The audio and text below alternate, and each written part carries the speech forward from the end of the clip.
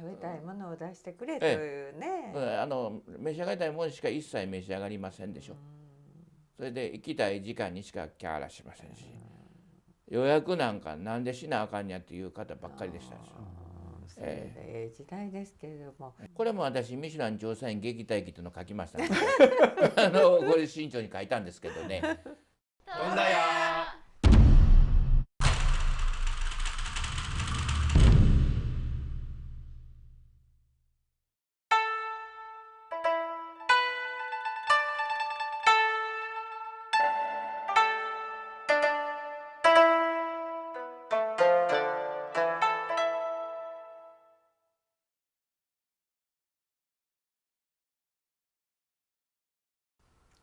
明けましておめでとうございます。今年もまた文化発信をよろしくお願いいたします。世界に向けて発信いたしましょう。英語でも中国語でもやってらっしゃる。そうです。でもね、なかなか難しいですけれども、今日のゲストがまたお正月にふさわしい浜作さん。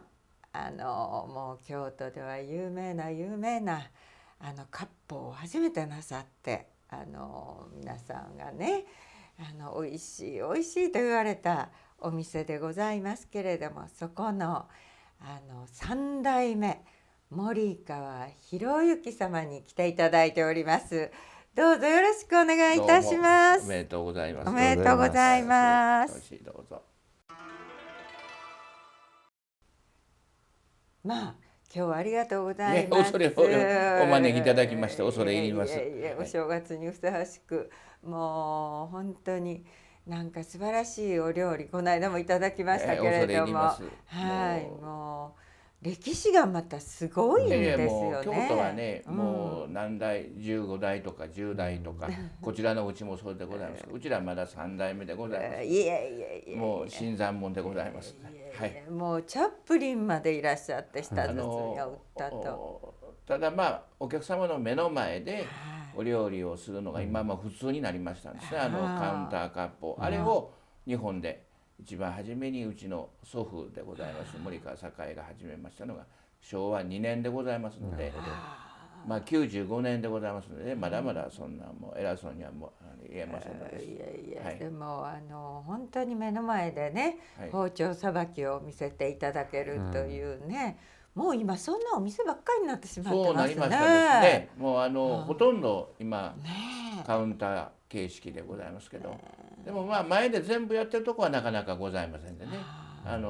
カウンター形式ですけどあらかじめ段取りをしてというのと違って、うちは全部お出汁もお客様お越しになってからでございますので。はい、もうおじい様はどうやってそういう形式を思いつかれたんですかね。基本的に大阪浜作の浜は、北浜の大阪の北浜の作次郎という有名な料理名人がおりましてね、そこに修行へ行きまして、でまあ大大阪の頃大阪がものすごく経済力がありましたんで、大料亭がいっぱいできましたんですね。まあ鶴屋さんとか針藩さんとか灘万さんとかね、そうするとそこら辺のその料理場は50人ぐらいおりましたんですね。でまあうちのおじいちゃんはいわゆる丁稚から修行に行きまして、包丁一本ですか。包丁一本で、それで初めは魚や船場の魚福という当時日本一の取扱量をね凝ったそこで9つから修行丁稚をして、まあこれもいろいろねいろんなあれがあって修行に出たんですけども、それで12から。おじさんはもともと大阪の方ですか。もともと富山でございます。富山の家は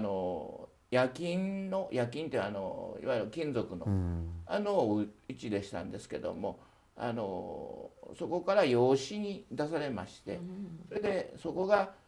養子に出された先が実子ができましたんで、ちょっとこうややこしくなって修行に出たというのがまあストーリーとしてございます。でその当時だからもう50人の中から頭角を表すのでやっぱり腕一本で12から始めて、それで最後は針藩さんっていうね、その当時大阪で一番のところの料理長に22、23でなったんですかね。でそれで京都で昭和天皇の御大典が、ご即位がありまして、で昭和3年が御大典で、それに準備で京都だけでは職人が足らないと、料理の経がございましたんでね、二条利休ですか、今の二条城を改造して、その経のこの特別の御殿をお作りになって、そこで内外の寄進をお招きになった時に、京都だけでは足りないというので、大阪型の板場を100人近く集めて、そのいわゆる棟梁というんですか、として京都へ来まして、でそれで昭和2年に1年ぐらい準備かかったんですね。その間に祇園町のお茶屋の娘であるおばあちゃんと恋愛をしまして、でそれで京都で開店いたしました。そういうのがもともとのいきさつでございます。その時に自分の腕を見せるために割烹という字がことがございますね。これは割というのは包丁を持って切ったり外ったりいわゆる火を使わないお料理で、ポーというのは煮たり焼いたり蒸したり揚げたりという火を使うお料理で、この2つ合わせて割烹と言葉はございますんですけど、それを目の前でやるというのは板前割烹っていうのを名乗りましてね、でそれで昭和2年の9月1日に始まりましたんです。それまではいわゆる火力が火の力が炭とか練炭でしたんで、その昭和天皇の御大典のために京都インフラが進みまして、ひねったらガスが出るようになりまして、それで機動性がものすごく上がりましてね、それで目の前でやるという形式をまず始めましたですね。それまでだとあれですね、お客さんの目の前で作ったお寿司ぐらいのもんですかね。そうですね、お寿司とかそれこそ天ぷらとかね、天ぷらとかね、そういういわゆる簡便な単純なものでないと、でそれまでの京都のお料理はあらかじめ炊いてあって、それを温めてお出しするという、なんかお寿司とか天ぷらだったら東京のねイメージがしますよね。割とキッチンは見せられるようなものではなかったんですね。新鮮な魚がなかったもんで、それを東海道線で有名な明石が一番近いんですね。で明石からお昼に取れたものを夕方までに列車で運んで、担ぎという職業があるんですけどね、それをわざわざ担がして京都まで持ってきて、それで京都までから自転車かなんかでですね、京都駅から祇園まで持ってきて、ピンピンの鯛をお出ししたんで拍手喝采やったみたいですね。はい。浜作さんといえばですね、はい、お料理もさることながら、はい、今でも歌舞伎の俳優さんとか、はいはい、文化人と文人、はい、芸術家の方はたくさんいらっしゃいますね。で、先ほども伺ってたら昔は有名な映画監督とか、たくさん寄宿っていうか生活をしておられたという話、ちょっとその辺のこともお聞かせいただける。基本はどういうんですか、文士の方々は新しいもん好きで、いわゆる板前割烹というのが、最新のどういうのか形やったもんですからね、一番ちょうどその頃が京都が例えば映画の産業が起こった頃でございましてね、でそれの一番の頭目が菊池寛先生、菊池寛先生が映画をいろんなどういうんですか手法を入れてなさった頃で、その文士の文藝春秋をお作りになった頃ですのでね、ですからみんな親分肌でしたんで、その筋で川端康成先生もそうでございますし、谷崎さんはちょっとまた中央公論の島中社長というごひいきがございますんで、それとやはり頃は先生本がよう売れたんですね。そうですね。ですから出版社がやっぱりいわゆるものすごく羽振りが良かったって失礼でございますけども、例えば岩波さんでも岩波茂雄さん創業者から小林勇さんにかけてね、小林勇さんというのは2代目の岩波茂雄さんとこの番頭さんでしたけど、山中独善房にいるというね、浜作だけのエッセイをお書きになる小林勇さんが。ですからまあで、岩波書店の戦前のいわゆる京都帝国大学の先生方も皆さんお越しになりましたし、その方が結構財界の方よりもね、財界はもううちの大スポンサーは大倉喜一郎男爵で、いわゆる店を大阪自分からごひいきいただいて京都に出す時も大倉喜一郎や根津嘉一郎さんがね浜作会という会を作っていただいて、それで大スポンサーですね。ですから今みたいにこうお越しになってお勘定を頂戴するのと違うて、年に1回大晦日にこうご挨拶に伺うと、いわゆる大旦那ですので、そのボンと今でいうまあ何千万ぐらいのお金をいわゆる料理代ではないんですよね。ですからその代わり例えば大倉さんの川名ホテルがありましたが、そこは別荘の頃はもう7月は1ヶ月うち店休んで、おじいちゃんは大倉男爵のためにお料理に行ってたわけです。なるほど。ですからもうそれ1年にまとめてポンと今でいう何千万単位のお金を何人も頂戴して、それでやってたんで、いわゆるお料理お一人いくらというお代金の頂戴の仕方と違いますのでね、もう根本的にそれは戦前はそうでございます。戦後いわゆるお一人いくらという感じになりましたんですよね。今でもあいつは現金なやつやなとかいう言葉がね残ってますけど、現金なっていうのはその都度現金で払うっていうことで、つまりいい客じゃない、上客じゃないという意味ですからね、もともとは。ですから当然こちらのねご先代でご先々代やらのこの西陣のお方も旦那さんでございますのでね、皆さんそういうお節気暮れか、夏の名護市のね6月30日か12月31日に集金に上がったらもうおぼし飯でいただいて、そういう感じで、そんな伝票も何もなかったんですよ。という話をうちらの番頭やおばあちゃんから聞いておりましたですからね。ですからそういう方の中で文士の方はいろいろ宣伝をしていただいたんですね。いろんな門に書いていただいたりして、で浜作へ行かなんかあかんみたいなこの文士の中では。ですからもう歴代のいろんな方もお越しになってそういう、それと先生おっしゃったように映画の勃興期でございましたんで、日活はもう番妻ですね、坂東妻三郎日活で、京都は日活を今永瀬さんってね、永瀬さんとこが日活でしたらね、東洋現像所をお作りになって、永瀬さんが日活のオーナーやったと思います。永瀬撮影所というのがございましたんで、その頃から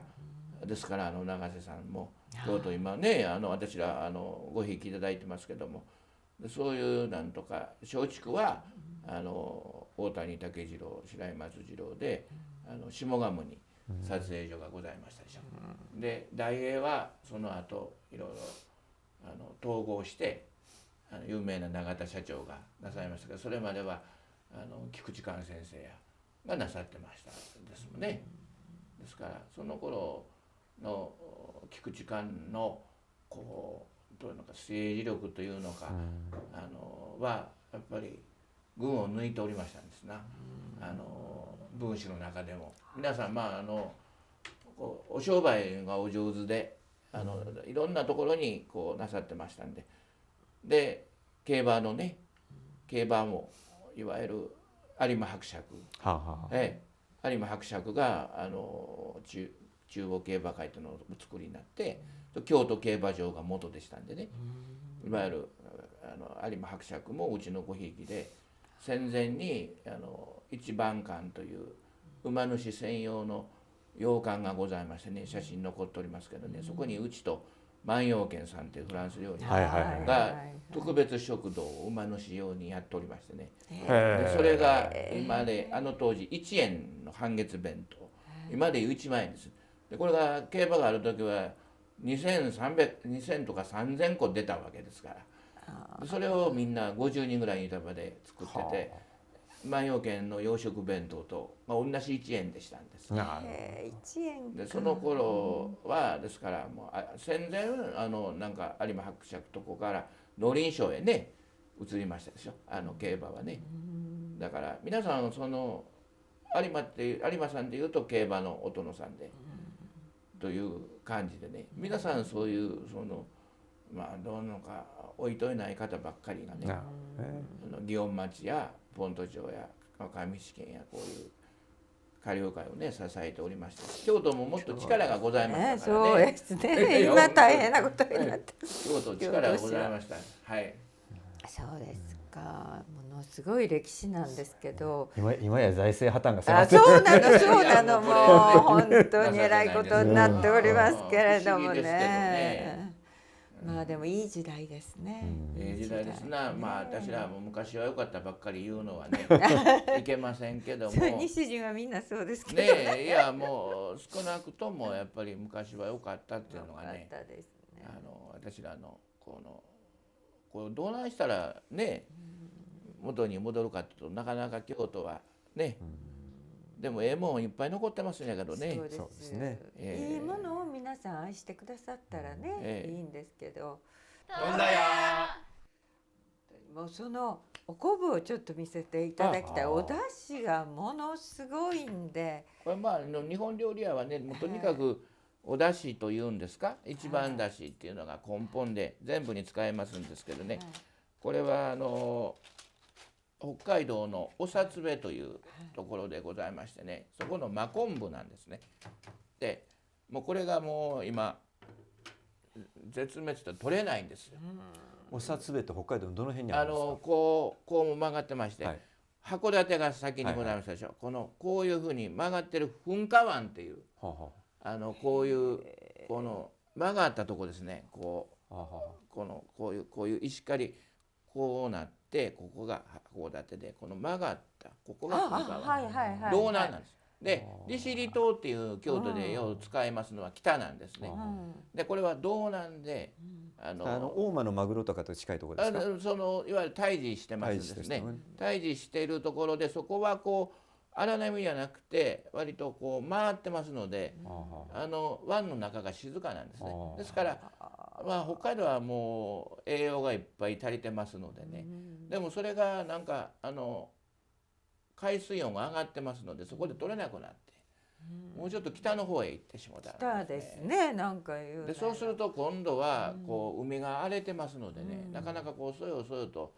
泳ぎませんので、これ7年もんなんですね。これ平成27年のやつを7年寝かして、これを水につけましてさっと取るんですけど、うちは7倍ぐらい入っておりまして、でこれが薄削りのカツオと、これだけの量でこのお鍋いっぱい取りますんです。ですから昆布もカツオも10のうち7ぐらいまで嫌なとこでね、とこは3だけなんですね。ですからこう大量に投入してとこだけをスッと取るというのが一番大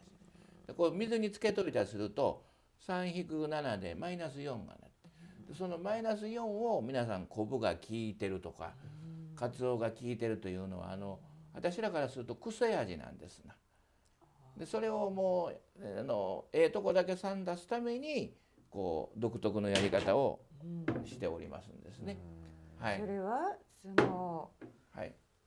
お酒の、これはね、もう創業が95年なので、95年前にある道具っていうのはね、もうこれしかないんですね。これはチロリ、これお酒を鈴なんですけども、もうこれ95年前にもう毎日これを磨いておりますんですけどね。でこれは曰くがございましてね、先ほど先生おっしゃった文士の方々の中でまあ、皆さんこうやってでうちのおかんの加減がお気に召したのがね、川口松太郎先生という、はいまあ、有名な愛染桂とかね鶴橋一通次郎とかね第1回直木賞をおもらいになった川口松太郎先生はうち毎日のように来てはりまして、でこれをでおかんが具合がええとおっしゃったんでそれをもらっていくよとおっしゃってこう川口先生のとこ行きましたんです。でそしたら川口先生とこへずっと愛用なさってたらしいんですけど、そのご長女が川口和美さんっていう方で、文楽の竹本小四治太夫というね、人間国宝になってそこの奥さんになられて、で京都の丸太町に、平成のね10年ぐらいまでおいでになったんです。文楽の人間国宝でしたね、大名人でしたけど、そこの弟子で竹本千歳太夫っていう内弟子しておりましたのが私が学生の頃からの友達でね、でその内弟子ですから、まあ、お世話をして毎晩この師匠のお棺をしてたわけです。そしてよく見ると浜作って書いてあるから、ある時に書いてあるんです。ここに彫ってございます。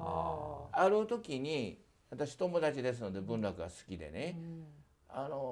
じゃあ実はうちの師匠のとこに浜作と書いたこの千鳥があると、しかしそのいきさつを聞くとその奥様は、これはパパのとこから来たのよと、パパってのは川口正太郎先生ですので、でも気に入ってるから持って帰れませんよって言われたんで、それで師匠が亡くなった時にその千歳太夫が奥様にお願いして、これ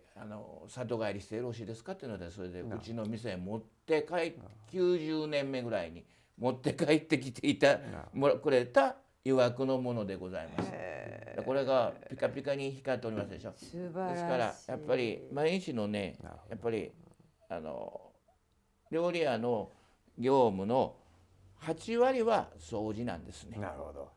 ですから例えばこれ包丁ですが、包丁も毎日使いますからね、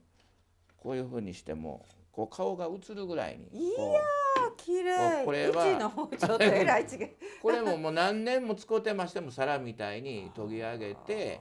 それで毎日こうやってしまうんですね。でこれはもう親父おじいちゃんからのこう遺言で器まで一回全部出しまして、先生ちょっとこれ日本刀と同じで本焼きで総鋼なんですね。で普通の包丁っていうのは鉄に鋼が焼き付けてあるんですよ。で付け焼き刃っていうんですよね。はい。ですからある時鋼がなくなると切れなくなるんです。なるほでも日本刀と同じ総鋼ですので理論的には線になるまで切れますんです。なんか映画で言ったら高倉健が持って出そうな映画でね。やっぱりね妖刀という怪しげなる刀というのでね、やっぱり刃物はねあんまり磨くと怖いです。怖いですね。はい、ですからこれはもうほとんど使いませんやけども磨いてますんです。はい。でカウンターでこれを出しますとピカピカするのでね、あんまり気色のええもんやないので、わざとこれはカウンターで使います時は霞って言うて傷をつけます。光らないように。でこれが京都の料理屋のどういうんですか、東京こんなこと言うと東京の人に怒られますけど、東京のお寿司屋さんなんかはピカピカのまま使っております。でもここで先生がお世話になって至近距離でカウンターでやっております時に包丁が光ると目に入りますので、これを一回きれいにしてから終業前に傷をつけます。霞というんですけど霞をかける。はい、そうすると光らなくなります。なるほどね。そういうことがやっぱり京都のええとこでございますね。はい。素晴らしいですね。なんかお店も新しくされたんですよね。いや祇園町でね95年やらせていただいて、こうどういうご縁か新町のそれこそ京都の真ん中でございましてね、お隣が今帝心病になっておりますけど、昔は三井両替店の今日本店やったところで、向かいは松坂屋さんでという大店か新町は並んでおりまして、そのお隣でございまして、ね綺はい麗な、もうなんか凝ってはりますいよね。やいやもうすごくこちらほど凝っておりませんので、うちらも全然ただまあ前の創業からのカウンターを1枚削りまして持ってまいりましてね、ヒノキのカウンターは、まあ、あれは祖父からのございましてね、まあそれだけでございます。はい、素晴らしい。奥にサロンみたいなのもあってね、また、もうでなんか奥池にもご自宅がなんか芦屋でございますか。いや芦屋はねもうそんなもうお恥ずかしい限りでございますけども、京都はもうご承知のようにこうどこを歩きましてもね、どこへ参りましてもお知り合いばっかりでございますのでね、誰かにねお会いするって、お休みの日にちょっとよそさんでご飯をいただこうと思ってもほとんどお座りになってる方うちのお客さんですので休みの気がいたしませんのでそれでもう芦屋まで、家をと思いましてねやりましたんですけど、やっぱり京都人ですからなかなかね芦屋から通うというのは大変でございます。でこちらにお住まいになって、もう結局は三条高倉の家にもう歩いてのとこにおります。はい。そうですか。いやでももういっぱいでもう席が取れないっていうぐらいやはりもうこの頃ねもう料理屋っていうのは基本的に先生やっぱり行きたい時にね今日明日かにお電話を、まあ昔の方はお電話もなさらんと来て、まあパッと来はってその何時にねスタートとかね、何日に来いとかいうのは大変おこがましい話でね、私あれも一斉スタートもね、おかしいと思いますんです、基本は。でこれ私こんなこと言うたらですけども新潮45にね書きましたんです。そんなことは料理屋はやっぱり行きたい時に行ってね、半年先まで予約が取れないなんて確かにそんなね結婚式はございませんやからねナンセンスだっていう話を書きましたらね、まあほとんどはその通りだとおっしゃっていただいて、でもうちが事実そうなりつつあるのでこれはけしからんとおっしゃると思うんでね、なるべくごひいきの皆さんはもう今日明日にお電話して今晩行くでっていうので来ていただくっていうのが本来で、お好きなもんをね召し上がるのがねなんかもう全部決まったものをこう同時スタートっていうのはそんなもう修学旅行と違いますやからというその昔のお客様はそんなことは絶対に怒られたお客さんです。食べたいものを出してくれというね、召し上がりたいものしか一切召し上がりませんでしょ。それで行きたい時間にしかキャーラしませんし、予約なんかなんでしなあかんやっていう方ばっかりでしたでしょ。それで時代ですけれども、NHK でこの間1時間番組ねあれはすごかったですね。あれもわがまま銀行頭取の皆さんのお話ですのでね皆さん好きなものを召し上がって、その好きな時に来られてそれをいかにわがままを通すかというのがごちそうやというお話でしたんでね。この頃ちょっと料理屋がね図が高い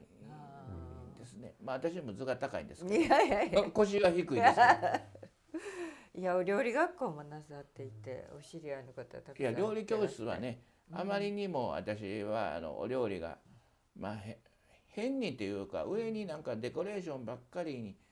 なって例えばかぶらの炊いたんとかエビ芋の炊いたんとか美味しい例えばお豆腐だけ入ってるお吸い物とかね、こういうものをお家でなさるべきでそのキャビアとかフォアグラとかを和食が使うというのは私大反対でございましてね、和食にグローバル化いらないっていうのもこれも書きました。なるほど。全く互換性がございませんのでね、まああるいはミシュランが来ましたのでミシュランに合うように互換性のあるまあ基本的に私はフランス文化というのは大変なもんやと思いますし、それは素晴らしいこう大山脈があると思いますよ、ヨーロッパ文化は。ワインをねこうマリアージュするとか、まあ、全く日本料理はそれに互換性のないもんやと思います。いや私はお料理のことは全く分かりませんけど、はいはい、今おっしゃった話で非常に同感するのは、はい、なんて言いますか、そのミシュランのようなね、はい、ものが入ってきて、はい、それでまあ外国の方が知ってくださったり、いろんな方来てくださって、いいこともいっぱいあるんですけど、はい、この何でもランキングするというね、でその今度はランキングに合わせて物事が変形していくというようなところがね、それはお料理の世界でもそうでしょうし、これ大学の世界でもね、はい、大学の世界ランキングとかね、ハーバードが何番やとかね、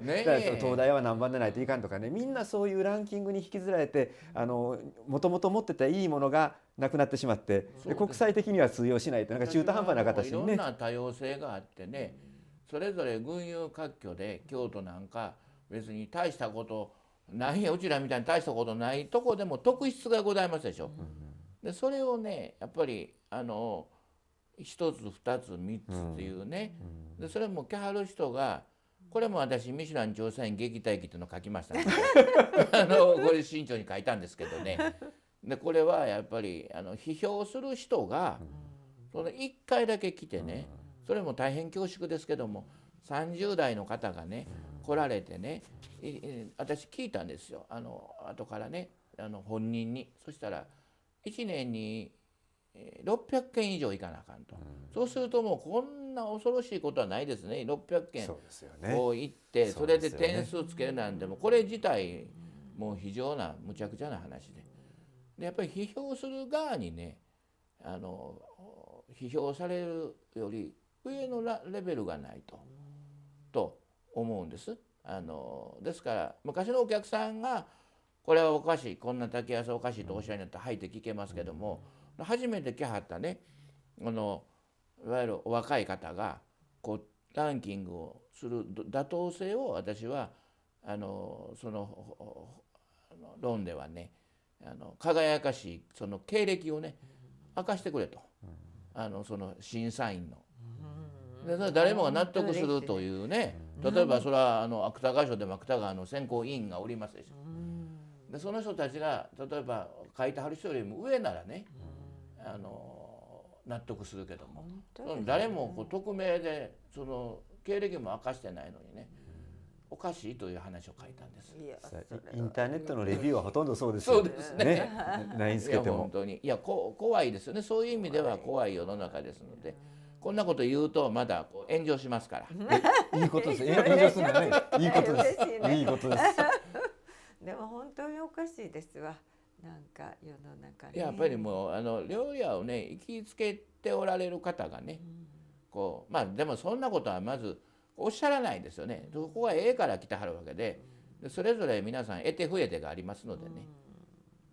なんかミシュラン向きのお料理になってしまいましたね。本当ですね。はい。でミシュランのその星がついたらもうみんなが行くようになったりね、おかしい。まあこれもでももうそのうちに十何年経ってしまいましたね。うちも2つ星なんですよ。でそれが1つ星になったんですよね。ある時。でそれで書いたんです。なるほど。私もねミシュランなんか別に気にしてないけど。2つから1つになったって気分悪いですよ。なんか悪いことしたみたいで。昔フランスのシェフで自殺した人いましたよ。そうですよね。3つから外れて、まあそしたらねうちの母親がね、あんたあんだけミシュランのことボロカス言うてるのにそんなしょうもないこと気にしなさいなってうちの80いくつの母親が言うたぐらいで、まあ確かにそうです。でもなんかね1年気分悪いですよ。だまた2つになりました。でこの上げたり下げたりするというのもね気分が悪いですよね。それはあれじゃないですか、悪口言うのしばらくやめたことあるかもしれないです。それがあるかもわかりません。飛んだよ。三人はねやっぱり亡くなってから漫画の影響でおいしんぼですか、影響でなんかかなりイメージがあれしましたけど、うちらのおじいちゃんは大嫌いでねよう喧嘩してました帽子もねソフトもねブサリーノのね、アレキソンドラの1番とか2番とかねいわゆる当時のステッドソンとかね、このうずらの骨を叩くところをこうお見せしたわけですね。それがねチャップリンの自伝に書いてありますね。どんだや